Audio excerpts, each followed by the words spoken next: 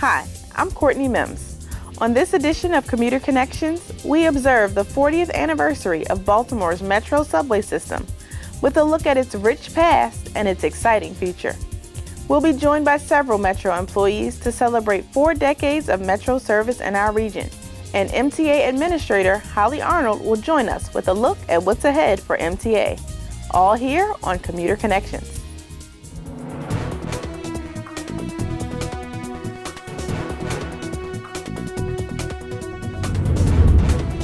It's hard to believe, but Baltimore's Metro subway system is celebrating 40 years of dedicated service to our region. This edition of the program observes this important milestone with a look at its present, future, and its historic past. The year was 1983. A dozen eggs cost 85 cents. A gallon of gas was $1.24. The Baltimore Orioles won the World Series. Star Wars: Return of the Jedi was tops at the box office. And on November 21st, 1983, Baltimore's Metro subway service launched between Reisterstown Road Plaza and Charles Center. It was very exciting. I mean, MTA, you got caught up in it very easily because MTA had been primarily, a bus organization, and this was completely new. And it was exciting for the people who worked there. It was exciting for the city. It was exciting for the riders. So it was a pretty interesting and fun time. Ronald Hartman was the newly hired deputy director of MTA when the Metro opened in November 1983. MTA was a bus organization, so subway and rail was just completely new. It was completely new to the region. I remember maybe about a week or two before we actually opened for paying customers, we ran test rides and we invited the community in. I remember we were running trains from, I think, State Center to Mondawmin, just letting people get on board. I remember there were lines trying to get into the station, ride the train. And, I don't know, what's that take, maybe 7 or 8 minutes? And we said we were Mondawmin, and people said, no, you're not. They just didn't believe it because, the bus probably took, 15, 20 minutes to make that run. They were just shocked at how quick it was. And in those days, it was so new that it was quiet, it was fast, it was amazing to people. And it was amazing to us. I mean, even though I was new, the MTA staff obviously had been there a while. This was just a completely new thing for them, and everybody was thrilled. They really felt like the MTA was going on the map. Former Administrator Hartman has fond memories of that time. In the early days, I just spent a lot of time on Metro, and my favorite thing to do was ride in the cab with the operator. So I used to spend, anytime I rode, I would almost always go up to the cab and ask the operator if I could ride with him or her. And that was just a great time because you could talk and you just learned a lot. And those were probably my best memories. I also had in the early days, I remember the day we opened, there weren't enough of us, so we all took a ticket machine. I was at Reisterstown Road and literally just stood there for hours helping people to figure out how to use it because they'd never seen anything like that. Compared to the technology today was probably rudimentary. But, the fact that it was largely controlled by computers, while the operators opened the doors, I think actually the computer could move the train from one station to the next. I can't totally remember. That was certainly a whole new thing. Buses don't run that way. And I think it was, fare collection and, tickets that you could buy, go through the machine to the turnstile. I think a lot of that was just, brand new to us and brand new to people. And it was just pretty amazing. And with an extension added from Reisterstown Plaza to Owings Mills in 1987, another extension between Charles Center and Johns Hopkins Station in 1995, and an overwhelming response from riders, everyone knew that Metro would be a game changer in Baltimore. They just didn't know how long it would take for things to change. I think that there was really a feeling that Metro and later light rail could be used to create more development, to create more jobs, to create more economic strength for the city and the region. We were looking for development around stations where it made sense Didn't make sense at every station, but it made sense at a lot of them. We did this plan back in the probably late 80s to redevelop all the parking lots at Owings Mills, which in those days were just a sea of parking lots, and I guess the mall. And we had these drawings, we were looking at a European city where you come up from the subway and you're right in the middle of this beautiful plaza and there's buildings and stores and restaurants. And if you go out to Owings Mills, that's starting to happen. I mean, I haven't, the last time I was there, things are now right up against the subway, and it took a long time. I think maybe the region wasn't ready, that had more to do, but I think that's starting to happen. I think some of the things that are happening downtown, I think are really going to be strengthened because of the Metro. Because of its strong foundation, Metro Subway is indeed positioned to play an important role in the Baltimore region's exciting future and growth. For Commuter Connections, I'm Austin Todd. Joining us now to talk about Metro Subway's 40th anniversary and what's ahead for MTA is Administrator Holly Arnold. Hi, Holly. Thank you for joining us today. Thanks so much for having me. Absolutely. So it's the 40th anniversary of Metro, and it's a big milestone for the agency, wouldn't you say? Absolutely. It's really exciting to celebrate 40 years for any of our modes. And we have a lot of employees who's been around since the beginning of Metro. And so I've been taking the opportunity recently to hear some of the stories for when Metro was first being built and being operated, and hearing the kind of changes over time has really been fantastic. Great. And what is it like to preside over the agency at such a historic point?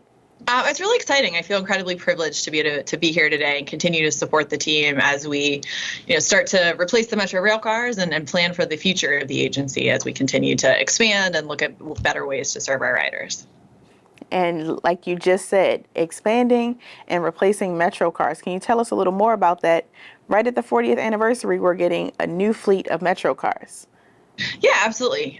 So our cars currently are safe to operate, safe for our riders, but they are aging, and with aging comes, unfortunately, more frequent breakdowns and reliability issues. And so the new cars they're coming now. So we have a few of them on site. They're being tested now, and we're looking to put them into service in 2025. It'll be a huge improvement for our riders. A more comfortable ride. They'll have space for bicycles, for folks who are traveling with bicycles, more room for strollers, more comfortable seats. We're getting rid of some of those old seats, as well as more modern features such as being able to kind of see where you are in real time versus the static screens that we have today. So I'm really excited to be able to put those into service for our riders and for them to have a more reliable, more frequent, smoother ride. And more good news, we are also getting new light rail cars. There was a grant that came our way. Can you tell us a little about that? Yeah, absolutely. We're thrilled to receive $213 million from the Federal Transit Administration as part of their rail vehicle replacement grant program this past February. And so with that grant, we will be able to fully replace all of the light rail vehicles. Light rail is now 30 years old, and similar to Metro, the older vehicles do have more reliability issues. It's harder to get parts, things like that. And so we're starting the process now. We look to have a RFP out in about the next year so that we can really get moving on that. And the biggest benefit of the new rail cars will be moving from the older kind of high floor vehicles where you have to walk upstairs to get on to more modern vehicles that have a low floor. So it's just a level boarding area, which is better for people with disabilities, better with people with kids and strollers, really just easier for everyone. And so we're excited to make that happen. Sounds good to me. And Holly, I really just feel like we're tooting your horn here and all the great things that are happening at MTA, but we've also got zero emissions buses. Can you speak to that a little, just so our viewers know why we have zero emissions buses and why that's important? Yeah, absolutely. And just to be clear, that we have a fantastic team that's doing the work on all of this. So the engineering team, our vehicle team on both rail and bus have done a fantastic job. So the zero emission buses, we have 7 that we ordered. We received a grant a few years ago for those, as well as some funding from the VW settlement that allowed us to purchase 7 buses. They went into service at the end of February, and we were thankful to have Governor Moore, Secretary Wiedefeld here to celebrate with us as they went into service. So zero-emission buses are now required under Maryland law, and they do allow us to have a quieter, more comfortable ride, as well as reducing emissions for our riders. Sounds good. Now we've talked about the past, we've talked about the present, and now a little bit into our future. A lot of people are excited and looking forward to the Red Line. What can you share about the Red Line project? We're moving full steam ahead since Governor Moore relaunched it last June. So we've hired a number of team members who are on board now, who are moving the project forward and have been doing a fantastic job. They've now done 2 rounds of community outreach. The number one thing that we've heard from the community is get it built and get it built quickly. And our team is doing everything they can to make that happen. Later this year, we'll have some big milestones announcing what the mode will be, so whether it will be light rail or bus rapid transit. And then towards the end of the year, we'll be announcing what alignment it's going to be taking. And so we appreciate all the feedback that we've got from the public on kind of both of those things. We also recently announced that we're moving forward with creating a community advisory team. So for folks who live around the alignment, who want to help influence what the future of the project will look like, we need that community support. We need that community input to help us make a stronger and better project. And so we've put out applications for that, and I encourage folks to apply and let us know if they're interested in it. All exciting things ahead for MTA. Thank you so much for joining us, Administrator Holly Arnold. Thanks for having me. On this 40th anniversary of Metro Subway, we've got a peek at the exciting new train cars, which will soon be replacing the current fleet. That's next. Stay with us.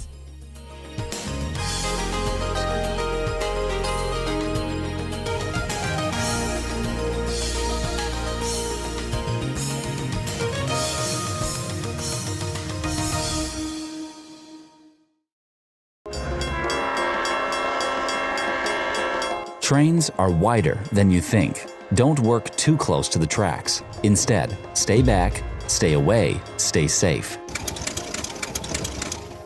Hey boss, the truck just stalled on the tracks. I'm gonna need a tow truck. If stuck on the tracks, don't stay in your vehicle.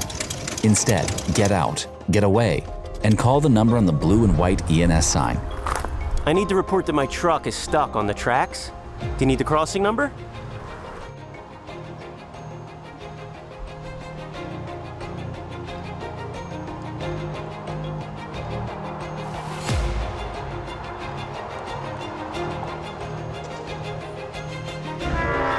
Never work on the tracks. Trains can run on any track at any time in either direction.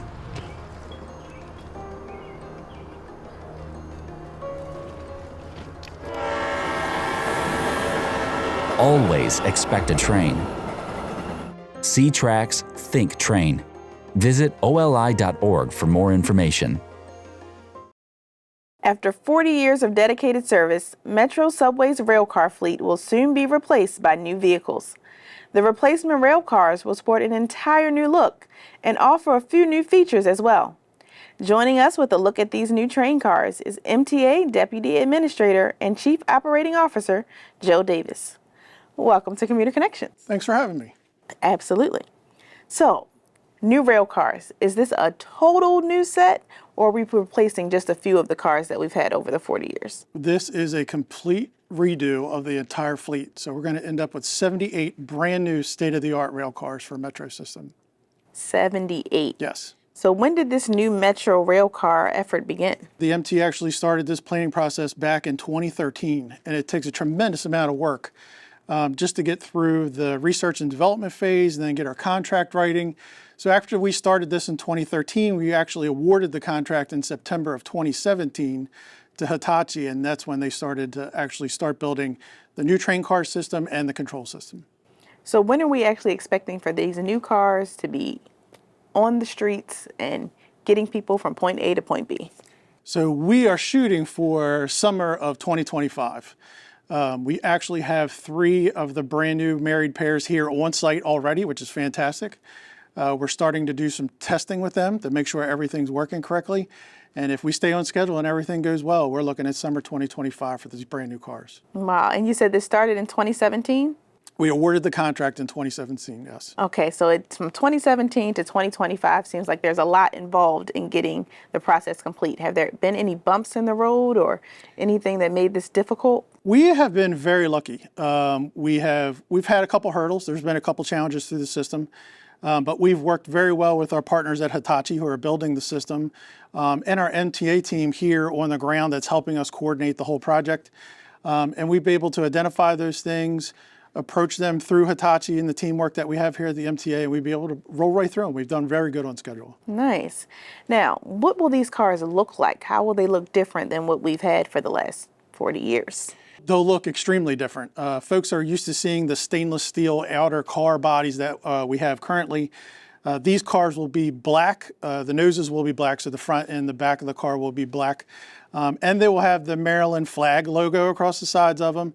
And then the ends of the train will be yellow and red, so it'll reflect the MDOT color palette, so they'll look tremendously different. That looks very sleek and futuristic. Nice. State of the art. Okay, and one more question for you. How will this improve the customer experience? So this benefits us in a whole bunch of ways. It's not just about getting the new cars and the new train control system, but what this does is it introduces a huge amount of technology to a 40-year-old rail system that we've been using for quite a long time. So what that's going to do is these new cars have new technology on them that's going to tell us the health of the railroad. It's going to tell us, what does that rail look like? Is it in alignment? Do we need to replace sections of rail? And these new cars are hypersensitive to that. So by running these new cars, we're going to end up with a beautifully, probably well-maintained railroad system throughout the subway. So where will these new Metro cars come from, and how will they get here? So our contract, our Metro cars actually started out in Miami, Florida.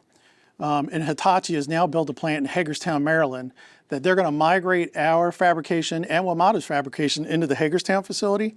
So all of the new fleet will actually be built here in Maryland for citizens of Maryland.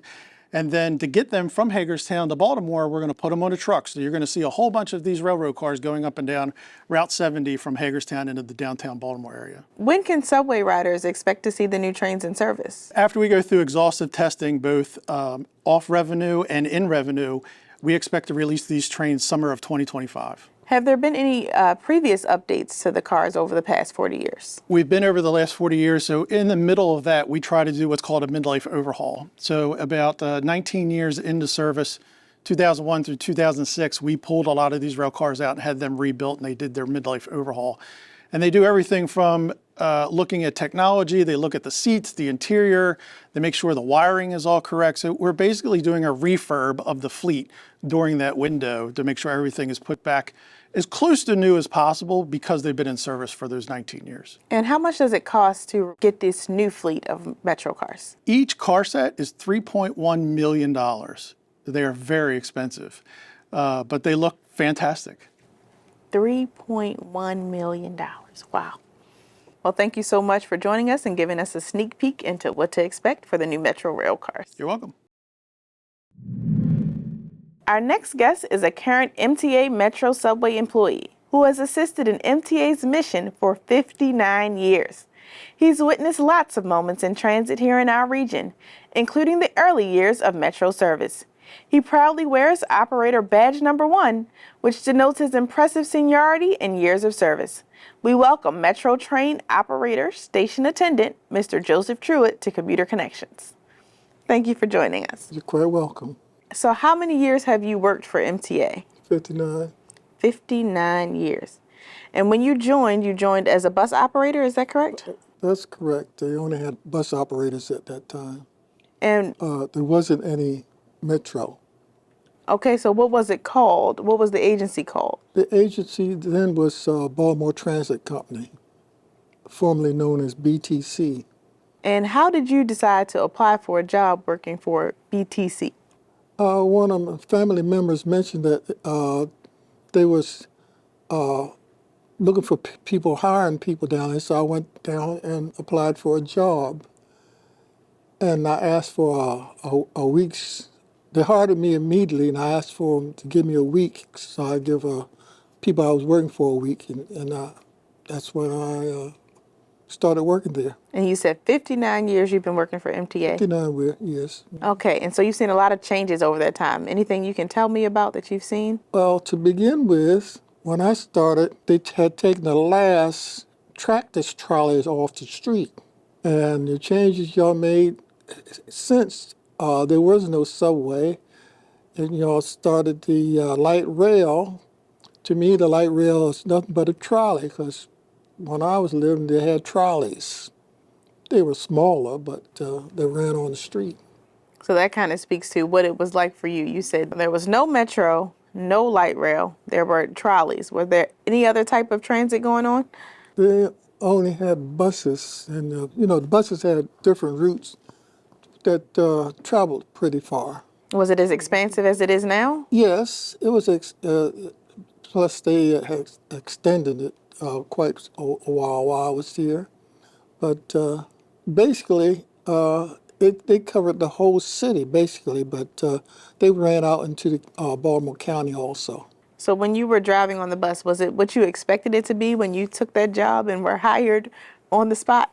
Well, it was, I don't know if what I thought it would be. To me, it was just a good job. I just liked moving around on the bus and everything, and I enjoyed it. And it must still be a good job for you to still be here, right? Yeah, it was just a good job. I haven't retired yet. So do you remember the launch of Metro? When I came to Metro, they was already situated. It was going from Owens Mills to Hopkins. And so was there like excitement in the city with the new Metro system? Do you remember? Oh, there was quite a bit of interest. I think people enjoyed riding it because it gotten downtown much quicker. So when did you make the switch to Metro, and why did you make the switch? Well, I sort of got tired of driving the buses, so I figured I'd try the subway and see how I like it, the subway system. And so what was the first job you had when you switched? Operating a train, because I basically came over to operate trains because they have station attendants and train operators. If you come over as station attendant, that's where you stay, but if you came over as a train operator, you work both the trains, and on your day off, or if they need you, they'll put you in the station to operate the station. And so do you remember what your training was like? Well, to me, it was quite easy.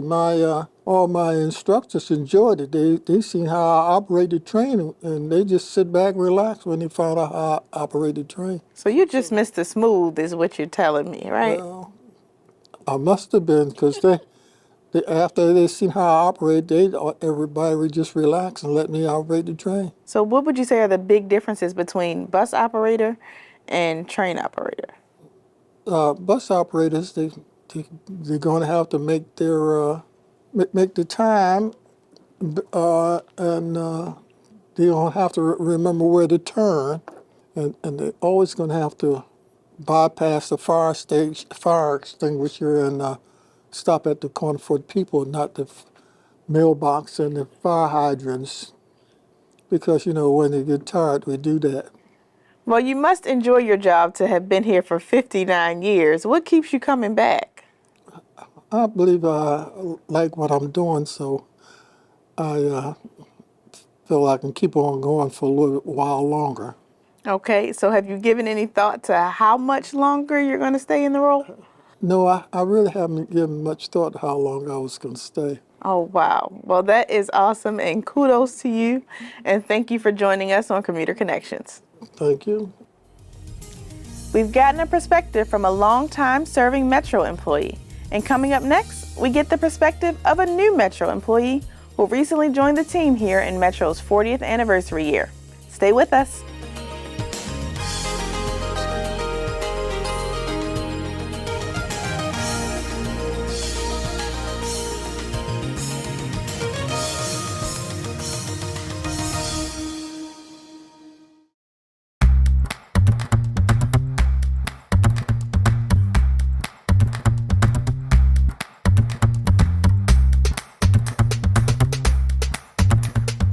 It's a really good paying job. The pay's awesome. That's why a lot of people stick around. You got people that have been here 30 and 40 years. The pay is lovely. I love the pay. The pay affords me my lifestyle. The money's here. You just got to get it. Yes. Health benefits, vision, dental, great benefits. MTA provides us with great benefits. Benefits are awesome. The best I ever had at any job before this. Our health benefits are some of the best. Lovely benefits. I would never give them up. Once you get your foot in the door, you can advance to different levels. They have plenty of opportunities for you to advance, whether it's in the training department, dispatching, management, So everything is up level. It all depends on how far you want to go within the company. I vacation. I bought a home within my first 5 years. I now have my dream vehicle. I was able to raise 3 kids as a single father off of the salary. Continuing my college education through my job. Put 2 daughters through college while working here, and bought a house, a couple of cars, bought them cars. And I met my wife here, so I got married.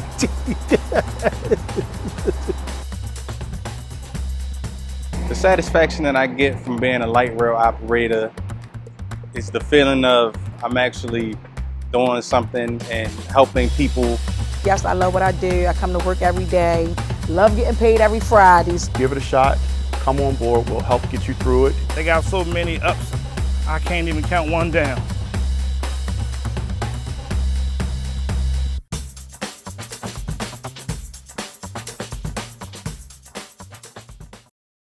Metro Subway has a strong, impressive history and an equally exciting future ahead. One of the people who play an important part in making Metro's future a success is one of the agency's newest employees. He's Facilities Maintenance and Environmental Service Supervisor William Parker, who joined Metro during its 40th anniversary year. We welcome him to the program. Thank you for joining us. Thank you for having me. Absolutely.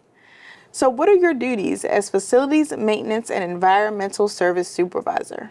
My duties as supervisor for Metro is to ensure that the Metro buildings and the Metro stations are clean and all repairs are done daily. And how long have you been with MTA now? I've been with MTA now for just over a year. So over a year, nice. And how did you come to get the job at MTA? MTA has always played a pivotal role in my life. As a child, I always wanted to possibly drive the buses or operate a train. So when the position opened up, it was a no-brainer for me but to apply. And what did you do prior to coming to MTA? I managed an apartment complex of about 400 units, and then I drove motor coach for about 20 years. Nice. Yeah. So what do you think about the job now that you've been in the role for about a year? It's been challenging, yet fulfilling. Tell me a little more. Well, you know, every day is a new challenge. There's something always new when we get service calls, or we have things that may happen in the Metro station that we may have to send cleaners to take care of.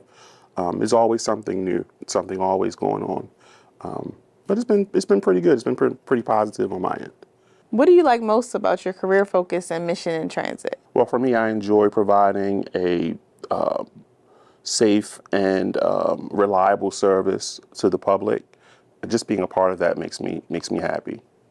I understand that. And so why transit over any other profession? Why not transit? For me, transit has always played a role in my life. So when the position opened up, you know, once again, it was a no-brainer for me. I had to apply. And so what is it like to now be a contributing factor in the next 40 years at Metro? I can only hope for me as being part of MTA's 40 years that I can continue providing world-class service to our riders and to inspire the next generation to be the best they can be. And what are your future goals? Where do you see yourself in, say, the next 5 to 10 years? I see myself as possibly a superintendent or a manager. I see myself also furthering my education.